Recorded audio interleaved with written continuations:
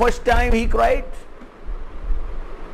Or maybe when the decision was made and son said, Father, if there is any other way, but if not, let your will be done.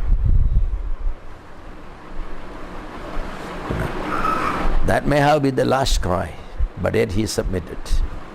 So I think that the decision to make probably is the greatest display of God. The other is the execution of the decision, right?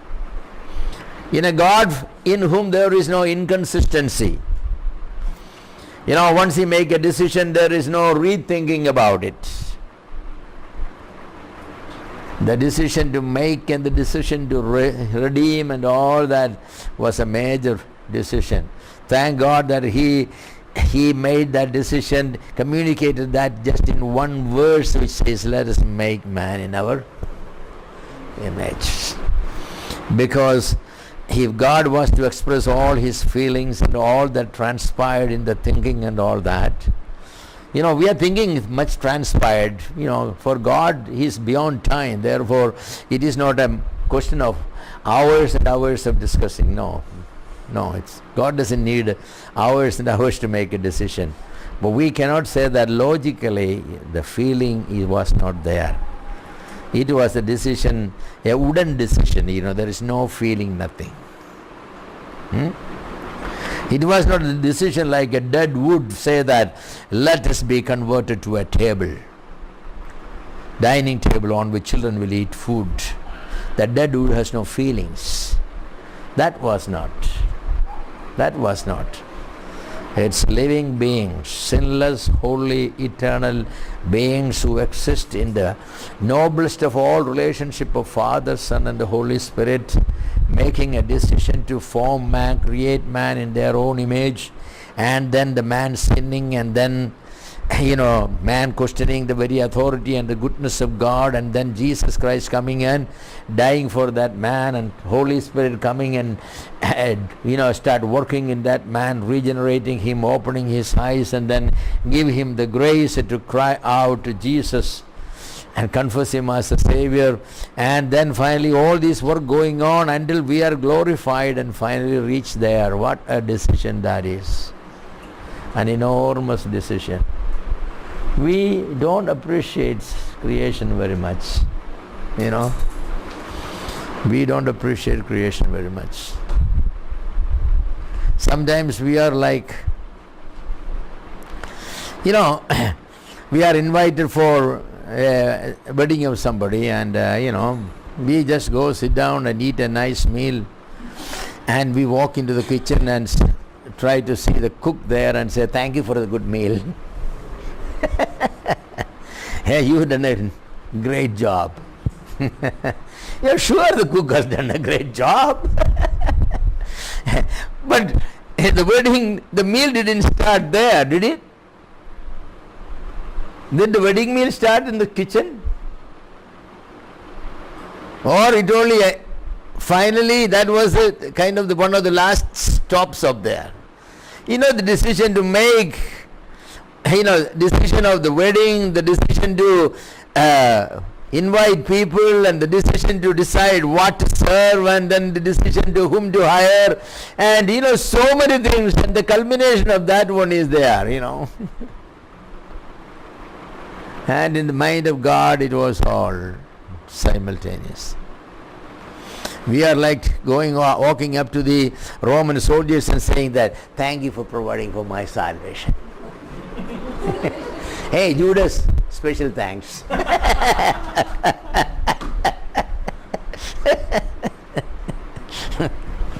No, it's not that. It's not that. They are come under the criteria of the cook and cook's assistant, But the chief of the banquet is God himself. The whole thing was provided and arranged. Man, amazing, isn't it? Let us make man in our image. Let's make man in our image. Man is indeed very unique and very, very, very, very important. We will talk about image later, because that's a major thing. Major thing. Man's creation did not involve any mediator, but a direct and immediate act of God. When he said, let us, only the three persons of Godhead there, no angels, nobody else was involved. Even there was not a man to pour little water into that mud, because the mud needs to be, formed, Who poured water into the mud? For Jesus Christ to mold the man. It's all done by God. It's all done by God. The digging of the earth to gather the best sample of the soil that contains all the elements in man. What all in man? Iron is there, magnesium is there, copper is there, what all, gold is there, silver is there. So God had to go and dig up the earth that contains all these things. Or he just took some and then added little bit of magnesium, little bit of copper, little bit of this and little bit of that, and then, stirred them and man will have it. Good, interesting, if you have imagination, you can sit down and imagine what was happening there. No mediator. Careful reading of the whole chapter of creation will show the unique way man was created by the direct and immediate agency of God. The whole language is different, and God said, let there be light, and there was light. But God did not say, let there be man, and man was there. No. The entire universe was created by a word. They said, let there be. But when it came to the creation of man, God had to come down and sit in the mud like a little child, dig out the mud, put water in it, make it into a kind of paste, take that in his hand and formed it. I was thinking last night about the creation. It fascinated me. Did God only create the external shape, or did he create every internal organ? That was what puzzled. Every part of the internal organ, did he, so where did he start? From out, in, or in, out? Fascinating. The liver, the kidneys, the heart, the lungs, the intestines, the small intestine, the big intestine, every part of it. We call the system, the nervous system, the digestive system, the procreative system. There are so many systems. Did he create system by system, everything? Then to cover it all up, he made this little bit. Very amazing. I don't know. Psalmist said that when I was made in secret, when my inner parts were made, amazing. It's all made so perfect, that I know. Little bit imperfection is due to our sin. You should have taken a picture of Adam. What beauty must have been there. Eve, she was, if Eve went for a beauty pageant, she would be chosen as the queen in every one of them. Because, that's God's specimen of, beauty. God only made her so beautiful. No wonder that man got attracted, only one look. He didn't take a second look. He immediately said, hey, this is the bone of my bone and the flesh of my flesh. That's it. How did he know that only one was brought in? When he went to sleep, there was none. When he woke up, one was there. So if he said, no, not this one, I don't know what would have been done. That's a different matter. But, did he know all that only one? Did God say that, hey, look, fellow, don't be too choosy. I tell you, you will be in trouble if you say no. No such thing. She was beautiful. She definitely was beautiful. Why God didn't ask Eve whether she liked him or not? I mean, that's a question in my mind. We parents always ask, Mola ishtano. God didn't ask Eve, you think he's okay for you? Well, women's liberation movement was not there. It was a man's world, I guess. No, if God has chosen the man for him, for her, she could not come up with a better, party anyway. Yes. Amazing anyway, that's. So, God made amazingly.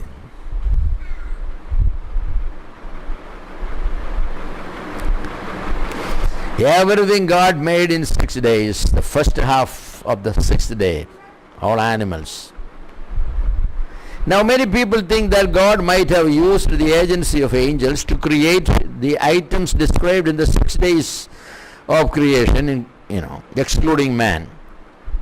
They think the statement, let there be, is like a man ordering, let the cow be now milked, let the stars be now placed. So the order is given. Some people think, so the angels did it. I don't know. I personally don't think. Just God's word was enough. Now, others have pointed out that though such an interpretation is possible in usage, it is not necessary that that's the way God created it.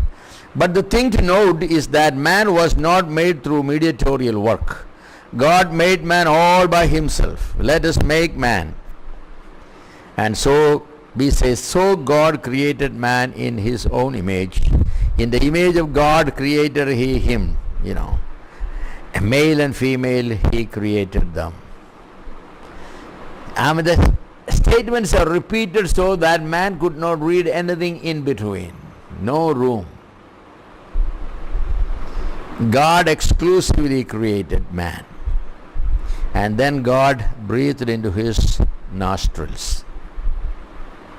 Yes. Was the image standing when he breathed, or the image was laying down? Lifeless. And if the image was laying down, God had to stoop down to breathe into the nostrils. If the image was standing up, how tall was God? And how tall was this image? I have a nephew who is, I think, 6'6". When he comes home, I give a kiss, he has to stoop down. Even if I jump, I cannot kiss.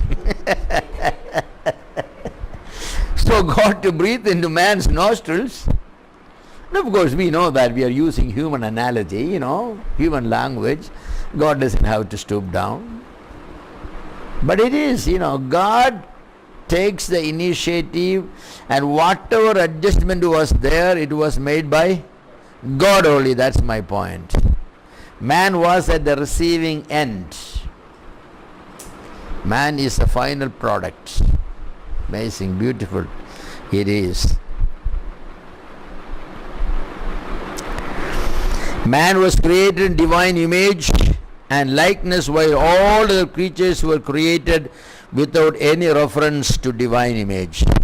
The stars don't have the image of God. The cows don't have. Sorry, some people will be saying cow, yes, is there.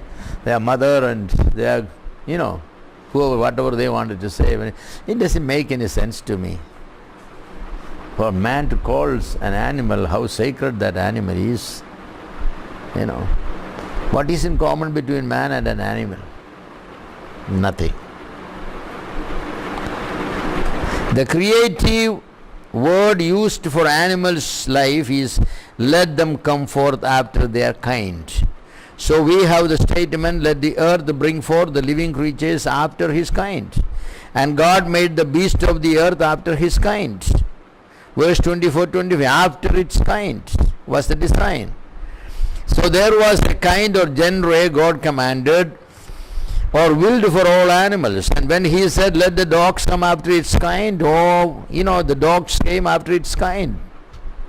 What all dogs came? The big one, the small one, the Great Dane and the German Shepherd and the poodles and the pugs, and the Afghan hound. Now all of them came, or only two pair, a male dog and a female, with the potential of bringing after its kind. Amazing. It's amazing. Only two is needed because we know in the Ark of Noah, only clean animals 7 pairs, but others were only 2. That means from that 2, after the Noah's flood, all these dogs and varieties came. So God doesn't have to create many, only 2. Only 2. Amazing. Now what this kind means is highly debated. Species, genre, or a larger something, we do not know. Take the example of the canine kind. From the wild wolves to the domesticated pet dogs belong to the same kind. It is possible to cross these same breeds within the kind, and the offspring will not be sterile. When God said, let the earth bring forth the living creatures after its kind, did He limit them a pair, a male and a female? I believe so. There are some who teach that animals have soul or spirit, just as man has. Now, there is some truth in the statement, though it is not wholly true. The word living creatures is Nefesh Hayim. Nefesh Hayim really means, living soul. Living soul. So God said, let the animals bring after its own living soul. So the phrase could be every living soul. The irrational animal is denominated a living soul, or soul of life, as man is. But in the case of man, it is stated clearly that God breathed into man, while in the case of animals it only said, let them come forth. So the fact that they have a soul and man has a soul, there is no similarity between the two. Man's soul comes from God's breath. The other comes from a creatorial command. So the two does not. So then what does it mean? What does it mean? Let it come after the living soul. There is no design suggested for animal. There is no creative acts separately for animal soul. That phrase simply means they did not come out as dead animals, but they came as living animals. That's all. When God said the cow comes, no, dead cow didn't come. Living cows came. If the dead cows come, then God has to go and do something to make it alive. No, that's not. So that only means, so to say that animals have a soul is besides the point. Theologically, that's absurd. They don't have. Though animals did not come as dead corpses, to which God had to impart life, but they came as living or moving creatures. No separate act of imparting life to them. The soul of life in the case of animals is simply animated or living. So God simply said, let every kind be animated after its own kind. It's an animated, These days we have animated cartoons and all, they talk and they move and all that, that's what some, kind of God animated these creatures. They all came in, moo, and they all, the sheep will be, bleating, and horses and everything producing its own sound, It would have been very interesting, how they all came out. Any closer comparison between man and animal soul is not warranted in God's word. The Westminster Confession states in Article 4, point 2, that God created man, male and female, with reasonable and immortal souls. I like that statement, with reasonable and immortal soul. Animals don't have reasonable soul, means with the capacity of reason. That's what reasonable means. നമ്മൾ reasonable എന്ന് മലയാളത്തിൽ പറയാം ന്യായമായിട്ട്. That's not what means. With the ability to reason, the thinking ability, the rational mind. So God created man with a rational mind, male and female, in the image of God. That's how he created. The first part of the statement is found in Genesis 1:27, while the second statement is found in 26. Let us make man in our image, after our likeness. This is supported by Genesis 2:7. Then God breathed into man's nostril the breath of life, and man became a living soul. Amazing creation. It's very beautiful, very beautiful. Very beautiful. In Ecclesiastes 12:7 is a summary statement from the end of man's life. What do we read there? We read, then shall the dust return to the earth as it was, and the spirit shall return to God who gave it. The beginning, that body was created from the dust and God breathed into it. What happens in death? The dust going back to dust and the soul going back to God. Of course, there are two places God made it to keep them. It goes back to God. All kinds of philosophies come. With death everything is over. Yeah, everything is over. But what do you mean by everything? We use in English everything is died, right? Dog died and man died. In our Malayalam we say പശു മരിച്ചുപോയി എന്ന് പറയാറില്ല, പട്ടി മരിച്ചുപോയി എന്ന് പറയാറില്ല, പട്ടി അതുപോയി. മനുഷ്യനെ പറ്റി വിലയില്ലാത്തവരെ പറ്റി ആളുകൾ അങ്ങനെ പറയും. But usually what we say that അവർക്ക് ദിവാംഗതനായി കാലം ചെയ്തു, പിന്നെ ഇഹലോകവാസം വെടിഞ്ഞു, പിന്നെ തീപ്പെട്ടു. രാജാക്കന്മാരാണെങ്കിൽ തീപ്പെട്ടു, സന്യാസിമാരാണെങ്കിലും സമാധി അടഞ്ഞു, സാധാരണക്കാരാണെങ്കിൽ മരിച്ചുപോയി. ഇനി ഭക്തന്മാരാണെങ്കിൽ promoted to glory. It's have a different connotation. It's a different connotation. Promoted to glory. You don't say that? Yeah, we say that. We say promoted to glory. Promoted to glory. Yes. Common we say that everybody died. The difference is there. When a man died, what remains? If a man dies of heart attack, what lies down there? What do you call it? Dead body you call it. If a cow dies and what remains there, what do you call it? Carcass you call it the pashu anvari.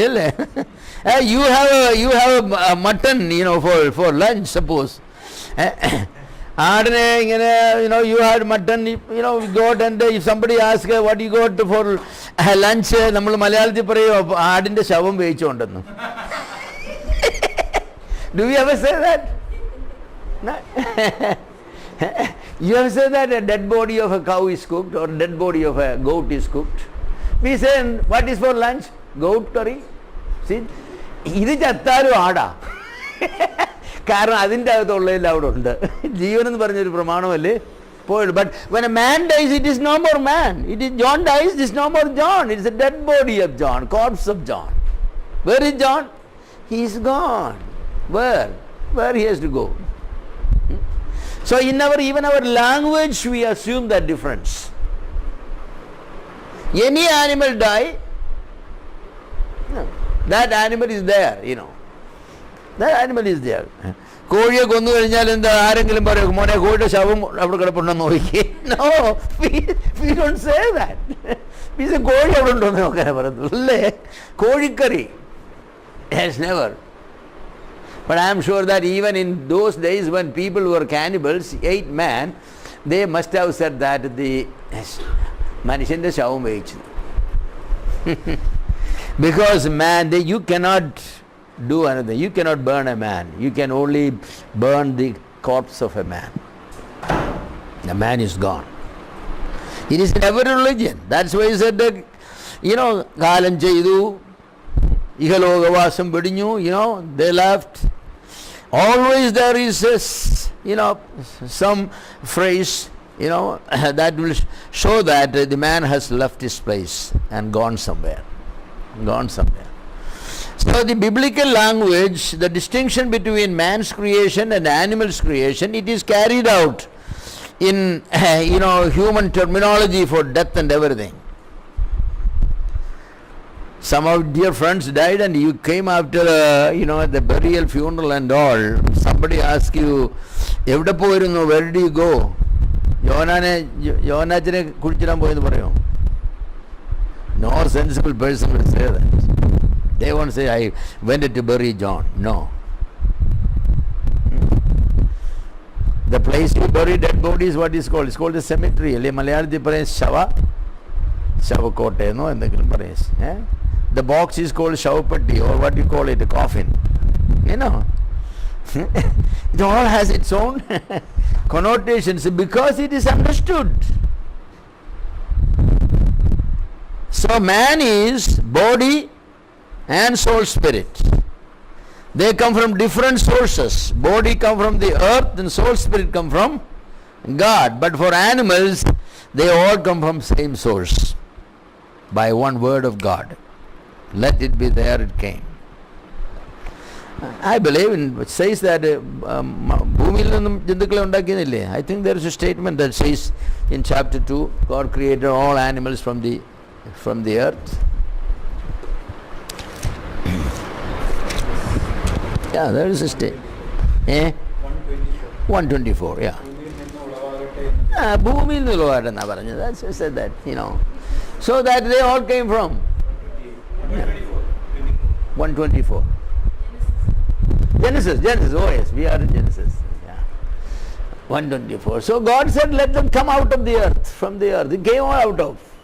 You can just see cows popping up, elephants popping up, and all horses coming up and all that. So when they die, they go, you bury them there, and it becomes joined with that one. Only man's body came from the earth.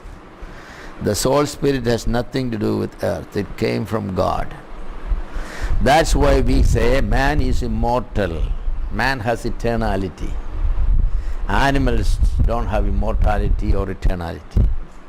Only man. Because man's soul, spirit came from God. And God is immortal and God is eternal.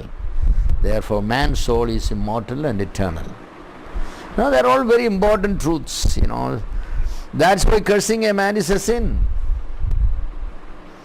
Like I said, you are cursing a man who is created by God, in his image. The essence of the man is from God. You cannot look at it and curse it without cursing God. So you cannot bless God and curse man. Oh, of course we all do it. It only proves that we are double sinners, sinners doubly. Because we do all those things. So the Westminster Confession is very correct. God created man, male and female, with reasonable and immortal souls. It's reasonable or rational because God is an intelligent, all-knowing being. It's immortal because God is immortal and eternal. He imparted to man a part of that.